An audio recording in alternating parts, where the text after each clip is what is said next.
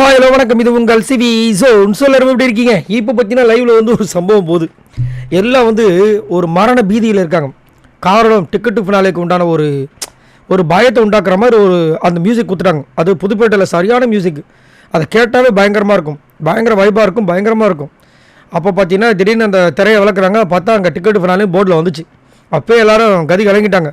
ஆனால் ஒரு ஆர்வம் இருக்குது, யாருக்கு அந்த டிக்கெட்டு ஃபினாலே கிடைக்க போகுது அப்படின்ட்டு. ஏன்னா அந்த டிக்கெட்டு ஃபினாலே இன்றைக்கி அடிச்சிட்டாங்க, இந்த வாரத்தில் அடிச்சிட்டாங்கன்னா அதுக்கப்புறம் 2 வாரம் பிரச்சனையே கிடையாது. எந்த வித பிரச்சனை இல்லாமல் ரிலாக்ஸாக இருக்கலாம். ஸ்ட்ரெயிட்டாக ஃபைனலாக தான். அப்படின்னு இருக்கும்போது அந்த டிக்கெட்டு ஃபினாலே யாருக்கு கிடைக்குன்னு சொல்லிட்டு ரொம்ப ஆவலாக இருக்காங்க. அப்போ எல்லாருமே ரெடி ஆகிட்டு உட்காந்து படுத்துட்டு இருக்காங்க. நான் தான் படுத்து பேசிகிட்டு இருக்கும்போது நம்ம சௌந்தர்யா வந்துட்டு ராணுவக்கிட்ட பேசிகிட்டு இருக்காங்க. டேய், ஜென்ரல் நாலேஜெலாம் கேட்ட மாட்டாங்களா? ஏன்னா அவங்களுக்கு சுத்தமாக வராது. அவங்களுக்கு ஃபிசிக்கல் டாஸ்க்கெலாம் பயங்கரமாக பின்னுவாங்கல்ல, அதனால் கேட்குறாங்க. ஜென்ரல் நாலேஜெலாம் வந்துடுறதா அப்படின்னமா? அதெல்லாம் வராது. அதெல்லாம் வந்துச்சுன்னா மஞ்சரி மேம் அண்டு நம்மளோட தீபக் இவங்க தான் வந்துட்டு அடிப்பாங்க. அதெல்லாம் வரதுக்கு வாய்ப்பே கிடையாது அப்படின்னும் போது இந்த பக்கம் வராரு நம்பால் முத்துக்குமரன். வந்தவொடனே இவங்க பார்க்குறாங்க, சிரிக்கிறாங்க. டேய், இவன் வேறடா, இவன் வேறு ரெடி ஆகிட்டு வந்துட்டானே, இவனை பார்த்தா தான்டா கொஞ்சம் படபடப்பாக இருக்குன்றாங்க சௌந்தர்யா. ஏன்னா அவர் ரொம்ப வெறிகுண்டு இருக்கார். காலையில் வர நாமினேஷன்ஸில் பிளான் பண்ணி இவர் தூக்குனாங்க. நாமினேஷன்ஸ் வந்தால் தானே உனக்கு வந்துட்டு ஜாலியாக இருக்குன்னு சொன்னேன், இந்த வச்சுக்க ஆப்புன்னு சொல்லிட்டு பிளான் பண்ணி அடித்தாங்க. அதுவும் அவரை நாமினேட் பண்ணல அப்படின்னு அவர் வந்து ஃபீல் பண்ணிட்டு இருக்கும்போது அங்கேருந்து விஷால், நீ இந்த வீட்டில் இன்னும் நிறைய நாள் இருக்கணும்னு ஆசைப்பட்றாங்களோ என்னமோ, இல்லைன்னா அவர் இருக்க மாட்டான்னு அவருக்கு தெரியாது. எல்லாம் அங்கே ஒரு காரணம் தான் பண்ணிவிட்டு அதுக்கு ஒரு பூச்சி வேலை. இதை இவர் சொன்னார் அருண், பாபநாச கதையை சொல்கிற மாதிரி ரீக்ரியேட் பண்ணுறது. அதுக்கப்புறம் இவர் சொல்கிறார் ராணு, அதெல்லாம் அவனை பார்த்துக்கலான்னு.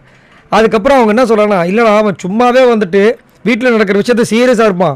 இப்போ டாஸ்க் வேறு, அதுவும் ஃபினாலாக டாஸ்க் வேறு, அதாவது டிக்கெட்டு ஃபினால் டாஸ்க் வேறு, என்னென்ன பண்ண போகிறானோ தெரியலான்னு போது கிட்ட வராரு முத்துக்கோங்கன்னு. அப்போ கேட்குறாங்க, ஏன்டா ஹைட்லாம் எடுத்தாங்களே காலையில் ஒரு டாஸ்க் மாதிரி, இது எதுக்குடா இருக்கும்? ஒருவேளை இப்போ வர டாஸ்க் அப்படின்னா அவர் இப்போ வர டாஸ்க்காக கூட இருக்கலாம், இல்லை லாஸ்ட் நாள் வர டாஸ்க்காக கூட இருக்கலாம், எது வேணால் நடக்கலாம். ஆனால் அதை வந்து நம்ம கான்சன்ட்ரேஷன் பண்ண சொல்லிட்டு எல்லாம் இப்போ ட்ரெஸ் எல்லாம் பண்ணிட்டு கரெக்டாக போயிட்டு வராண்டாவில் இருக்கிற அந்த சோஃபா கீழே உட்காந்துட்டார்.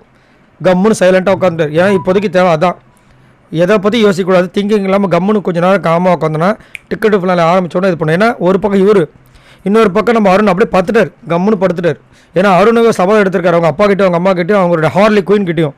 இன்னொரு பக்கம் ரயான் அவங்க அக்காக்காக அவரும் வந்துட்டு ரொம்ப ஆர்வத்தோடு துடிச்சிட்டு இருக்காரு. இந்த பக்கம் எல்லாருமே வந்து சௌந்தர்யா, நம்ம ராணவ, பவித்ரெல்லாம் வெறிகுண்டு காத்துட்ருக்காங்க. ஒரு பக்கம் ஜாக்லின், மஞ்சரி. ஆனால் வேறு மாதிரி இருக்கும் டிக்கெட்டு பண்ணல. இதுக்கு முன்னாடி எப்படி வந்துச்சுன்னு தெரியாது, பட் இந்த வாட்டி செம்ம மாதம் இருக்கும். ஏன்னா எல்லாருமே வந்து கேப்பபிளான பர்சன்ஸ், அது வந்து மாற்றுக்கட்டே கிடையாது. முத்துக்குமரன் தான் அடிப்பார், ரயான் தான் அடிப்பார், அப்படிலாம் இல்லை. எல்லாருக்குமே கூட வந்து ஒரு சில பேருக்கு லக்குமே இருக்குது. பவித்ரெல்லாம் கண்டிப்பாக வந்து செம்ம எஃபர்ட் போடுறாங்க, அவங்களுக்கு ஒரு லக்குமே இருக்குது. பார்க்கலாம் என்ன நடக்குதுன்னு. இன்றைக்கி வேறு ஃபஸ்ட்டு டாஸ்க் வரப்போகுதுன்னு பிக் பாஸ் அனௌன்ஸ் பண்ணியிருக்காரு. நான் ரொம்ப ஆவலாக இருக்கேன். வந்தவொடனே உங்களுக்கு அப்டேட் கொடுக்குறேன். நீங்களும் உங்களுக்கு கருத்தை சொல்லுங்கள். இந்த மாதிரி நிறைய அப்டேட்ஸ் உங்களுக்கு நான் போட்டுகிட்டே இருக்கேன். மறக்காமல் நம்மளோட சேனலை சப்ஸ்கிரைப் பண்ணுங்கள். பாய் நண்பர்களே.